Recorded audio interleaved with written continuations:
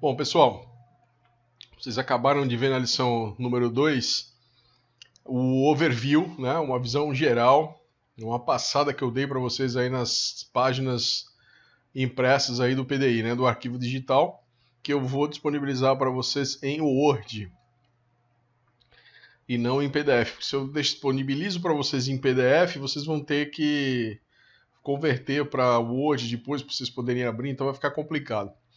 Então estou disponibilizando para vocês a ferramenta do PDI já no final aí como anexo para vocês poderem baixar, tá certo? E como construir o PDI então? Vamos embarcar nessa viagem de como construir o PDI. Vamos ver alguns elementos nos quais a gente ancora aí o PDI.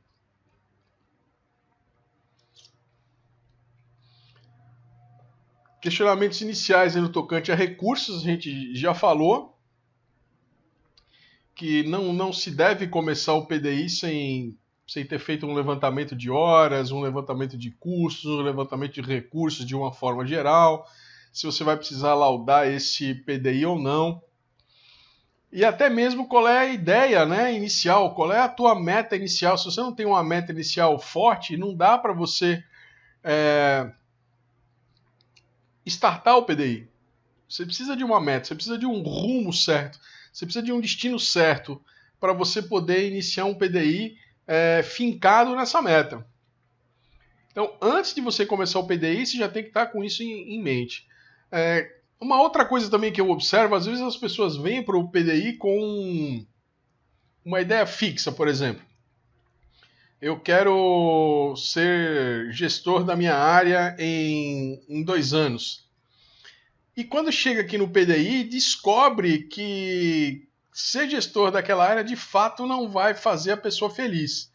Então ela resolve mudar, parar o PDI, cancelar o PDI e começar uma coisa nova. É possível? Sem dúvida alguma.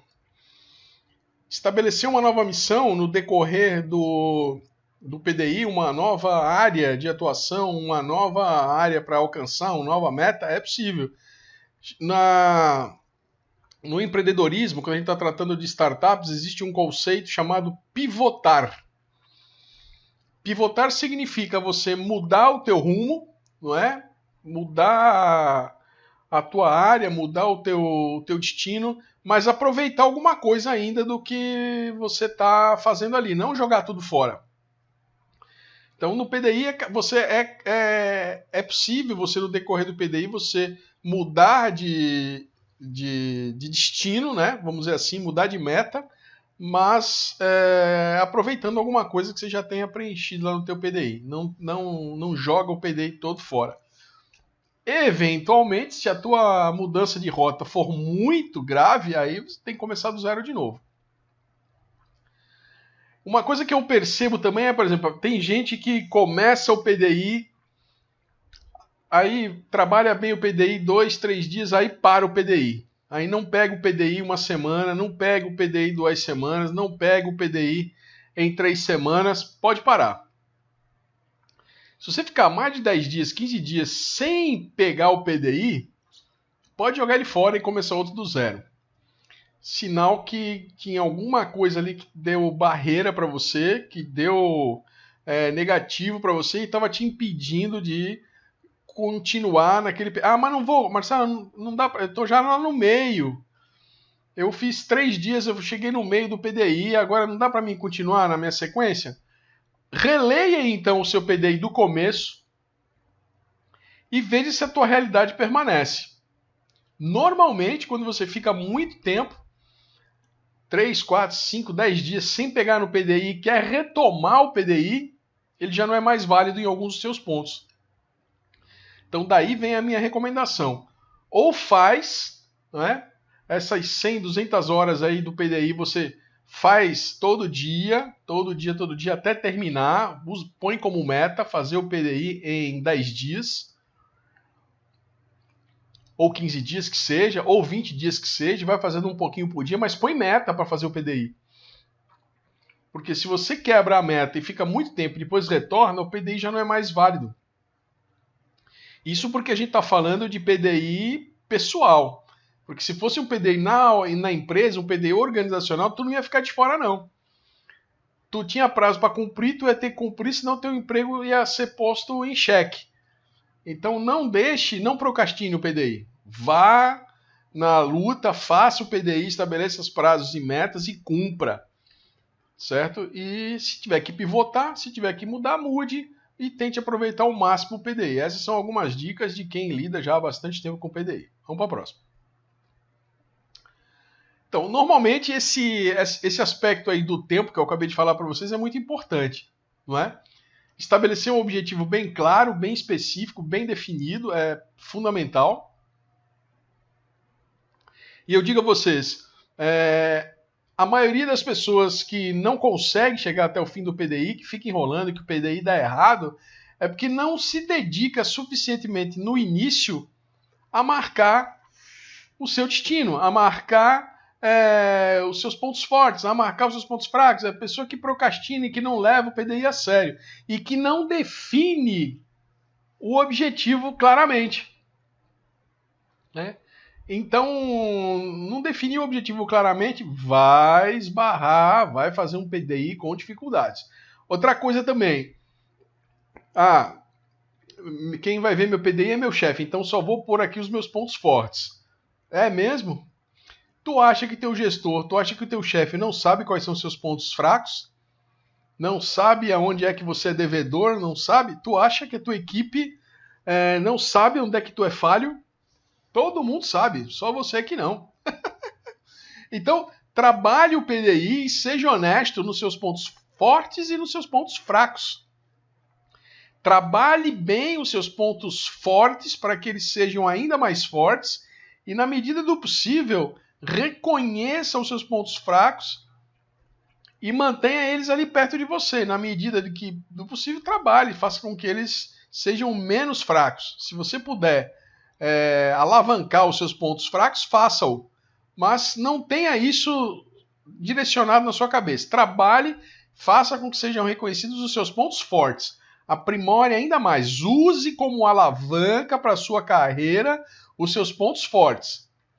Os fracos, uma hora você mexe com eles. Como diz no coaching, né? Como a gente está passando o processo de coaching, a gente fala, seus pontos fracos a gente congela. Mais tarde a gente trabalha com eles. Mas use os pontos fortes como alavanca, tá bom? Vamos para o próximo. Escolher as habilidades para que você precisa como prioridade é uma coisa bem necessária para você fazer o PDI. Então você tem que saber o que você precisa. Quais são as ferramentas que você precisa, que tipo de munição você precisa na tua arma para poder seguir em frente, para você poder alavancar o teu PDI. Já falei que não dá para desenvolver um PDI com menos de 100, 200 horas. O PDI, na minha cabeça, só é bem decidido nisso, né? Então, temos que trabalhar fortemente. E vai pegar o PDI, pegue para fazer, não fique enrolando, não fique procrastinando. E como eu já falei anteriormente, se ficar muito tempo sem pegar no PDI, sem dar sequência, parou. Não, começa do zero, começa outro, faz outro. Porque é esse que você está aí, esbarrou em alguma dificuldade que você não consegue superar e não consegue transplantar essa muralha, então começa de novo. A escolha errada das competências, né, dos argumentos, é onde falha muito o PDI. Né? Então, às vezes você está andando lá, está andando, aí cometeu uma mentirinha, cometeu um deslize ali num assinalar de competências, teu PDI para, e você não sabe por que ele parou. Por isso que ele parou. Ele parou porque você, em um determinado momento, fez a escolha errada, ou deu um deslize, ou não foi muito apropriado com a verdade, cometeu alguma falsidade ali dentro do teu PDI, ele vai travar. Então quem é que trava o PDI? Você mesmo. Ninguém trava o PDI além de você. Ah, mas o PDI é difícil. É difícil. É difícil. Se fosse fácil, qualquer um fazia. Para quem está acostumado, por exemplo, hoje eu pego um PDI, eu levo umas 5 a 20 horas é o tempo que eu levo para fazer um PDI bem afinado. Mas eu faço há muitos anos PDI. Além de eu fazer muitos PDIs meus, eu já li muitos PDIs. Então eu laudo PDI, eu conheço PDI. Então, para mim, hoje é muito mais fácil fazer um PDI. E eu recomendo que você seja bem proativo e pontual com o seu. E como eu realizo então essas escolhas? Como é que eu trabalho com as minhas prioridades dentro do PDI? Eu vou sugerir para você 3 critérios. O primeiro critério que eu utilizo é o impacto. Quanto à minha habilidade ou quanto o foco eu estou dando nesse ponto específico está modificando a minha vida. Eu estou aplicando uma alavanca num ponto X. Quando eu aplico a alavanca nesse ponto X, quanto de impacto ele gera em todo o resto? É um impacto alto? É um impacto médio? É um impacto baixo? Se é um impacto alto ou impacto baixo, eu tenho que refletir a esse respeito e ver se essa competência que eu estou usando, se essa habilidade que eu estou usando, ela é válida para isso ou não. Segundo critério é a urgência. Então, se dentro do time eu posso lidar com essa urgência, eu tenho uma alavanca com alto impacto e com tempo rápido ou com tempo médio, ela é uma alavanca válida. Se eu estou aplicando uma alavanca a tempo muito longo, certamente a urgência é baixa, e como a urgência é baixa, certamente as coisas vão mudar no decorrer desse caminho e vão se modificar. Então vai perder o impacto porque a urgência é baixa. Terceiro, desejo. Quanto você quer? Isso é uma coisa massa. Às vezes o cara chega para mim falando de uma determinada coisa, eu falo, mas diz aí, de 0 a 10, quanto você quer? Aí o cara para pra pensar, eu quero muito. Quanto? Muito. Não, eu quero demais. Dá aí uma nota para mim, para tua competência, para esse desejo, para essa prioridade. Qual é, na tua vida, qual é a prioridade? Ah, Marcelo, 6. 6 é uma prioridade média, não é uma prioridade alta, não. Repense. Se você não leva em conta o desejo, pô, tu tem que querer, velho. Tem que querer muito. Tu tem que saber que o PDI não é brincadeira, que não é para ficar bonito, mas tem que ficar sério, tem que ter peso, tem que estar bacana para poder sair do papel. Senão ele só vai ficar no papel. Se for uma coisa que você não queira muito, que você não deseje muito, que não seja prioritário, a alavanca vai ser baixa. A alavanca vai ser fraca, a alavanca vai quebrar, a alavanca não vai movimentar, não vai servir, o ponto de apoio é fraco, não vai dar certo. Então o PDI ele precisa de tempo, né? Curto prazo, médio prazo, longo prazo, e precisa de muita avaliação e precisa de flexibilidade também. Então não queira um PDI bonito, queira um PDI eficiente, queira um PDI honesto, queira um PDI sério, para que ele saia do papel, para que ele se mantenha, para que ele se justifique e para que fique bacana para você. Tenha um objetivo claro, né? Não pode ficar mais ou menos. Tem que ser um objetivo explicitado de forma clara, de forma convincente, de forma aberta. Cuide para que seu objetivo seja flexível. Eu quero terminar minha pós-graduação em 18 meses. Ponto. Só que durante esses 18 meses apareceu o coronavírus, impactou em 3, em 4 meses a minha vida profissional. Então é justo, eu vou me punir porque o coronavírus apareceu, eu vou me punir porque aconteceu uma urgência. Tu teve uma emergência de família, tu teve uma emergência profissional mais séria, você vai se punir por conta disso? Não, não vai não. Então, em vez de 18 meses, você põe mais 4 meses, vai para 22, 24 meses. Passou a ser aceitável isso. Não é? Por que passou a ser aceitável? Passou a ser aceitável porque você não domina os acontecimentos do universo, você só domina o que você pode dominar, o que está na tua mão. Né? Então, fora disso, flexibilidade é importante por conta disso. Então, a gente já falou de objetivos bem formulados, né? Expresso em termos positivos, tem que ser positivo, né? Tem que ser específico, tem que ser indicado e mantido pela própria pessoa, tu tem que ter um propósito. Não é porque tu chegou o coronavírus no meio lá da parada que tu teve que esticar um pouco o teu propósito que você vai desistir, não é? Não, pô, vai passar o coronavírus, tenho certeza que vai passar, e tu tem que estar esperto nisso. Não pode ficar. Não é porque você bateu numa porta, ou porque você teve que fazer uma volta, porque você teve que contornar um obstáculo, que o teu objetivo perdeu a razão de ser. Teu objetivo continua o mesmo. Tu só está dando uma voltinha a mais. O prazo que era curto, de 3 a 12 meses, de repente virou 18, 24 meses. E você vai se punir por causa disso? Não. Vou trabalhar mais forte ainda. Vou procurar que o meu objetivo seja cada vez mais o quê? Bem contextualizado. Objetivo bem contextualizado, claro, objetivo e firme, ele se mantém. Lembre-se, né? Vamos aí para algumas atenções aí, como eu chamo. A questão aí dos pontos fortes e dos pontos fracos, a gente já falou sobre isso, né? Lembre-se dos seus pontos fracos, enalteça os seus pontos fortes e trabalhe com ele as suas alavancas. Trabalhe para que os seus pontos fortes sejam reconhecidos. Já falamos sobre isso. Aperfeiçoe ainda mais esses teus pontos fortes, porque é por eles que você vai ser reconhecido. 2. Não confundir resultados com ação. Eita, isso é grave, viu? Resultado é resultado e ação é ação. Então, lá dentro do PDI, em determinados momentos vai mensurar resultados. Em determinados momentos vai perguntar o que você faria para alcançar esses resultados. São as ações. Então, cuidado para não confundir isso e para não misturar isso.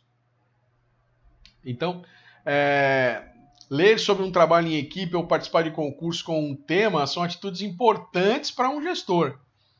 Mas será que gera atitude? Né? Será que gera ação? Então, de repente, não. Então, a gente tem que entender que ação e resultado são coisas diferentes, não é? Então, aí, ó, nessa hipótese é bom desenvolver um trabalho para promover ações de treinamento. Aí sim, só ficar lendo não adianta muito. Adianta se você agir. Adianta se você gerar algo, nesse caso, ações de treinamento para que a tua equipe se sobressaia, para que a tua equipe cresça, para que a tua equipe se alavanque no teu objetivo específico, para obter aquele resultado. Então, ações são positivas, né? A gente muitas vezes é medido por resultados, né? Mas as ações que levaram a esses resultados também devem ser consideradas. Né? Aquela história dos fins justificam os meios. Será que isso é verdade? Não sei. Ah, tudo bem, você fez lá um trabalho maravilhoso lá na sua conclusão de TCC. Quando o teu professor lê aquilo, acontece comigo direto isso. Eu estou lendo o TCC do aluno, eu tenho certeza absoluta que não foi ele que escreveu aquilo. O linguajar, o palavreado, a conjugação verbal, os acentos corretamente pontuados, sem erro nenhum de português, por mais que o aluno seja esmerado, o professor sabe quem é o aluno que tem, pô. Não é? Então, a gente reconhece que o cara teve uma atitude não muito bacana. A ação dele, de repente ter plagiado o trabalho de alguém, ou ter pedido para alguém escrever esse trabalho para ele de TCC, não foi uma ação legal. Tá, mas o resultado foi um 10, ele passou. Passou mesmo? E vamos ver quando ele for exigido como profissional que tipo de comportamento ele vai ter. Na hora que ele plagiou, na hora que ele pediu para alguém fazer o trabalho dele, ele assumiu o risco de ser um péssimo profissional, de ser reconhecido como um péssimo profissional, porque ele não quis derrapar no TCC. Ele não quis gastar mais 2 meses, 3 meses de orientação. Ele não quis arcar com o ônus dos seus erros.